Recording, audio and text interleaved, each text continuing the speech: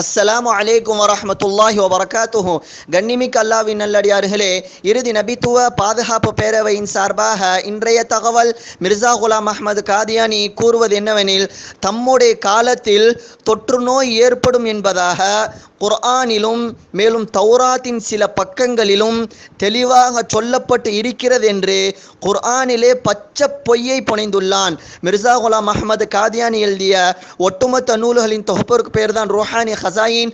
அந்த ரூஹானி ஹசாயினிலே 19வது பாகத்தில் 5வது பக்கத்தில் இவ்வாறாக குறிப்பிட்டுள்ளான். ये भी याद रहें कि कुरान शरीफ में बल्कि तौरेत के बाद सफ़हों में भी ये खबर मौजूद है कि मसीह मऊद के वक्त ताउन पड़ेगा.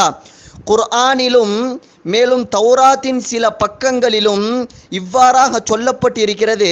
அதாவது மிர்சா குலாம் அஹ்மது காதியானியுடைய காலத்தில் தொற்று நோய் ஏற்படும் என்பதாக குர்ஆனிலும் தௌராத்தின் சில பக்கங்களில் சொல்லப்பட்டு இருக்கிறது என்று பச்சை பொய்யை புனைந்துள்ளான்.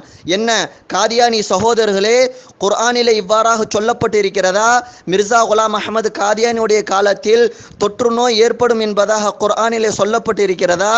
இது உண்மைதானா? இவன் எவ்வளவு பெரிய பொய்யை புனைந்துள்ளான், நீங்கள் சிந்திக்க மாட்டீர்களா? இந்த பொய்யன் ஒரு நபியா ஆக முடியுமா?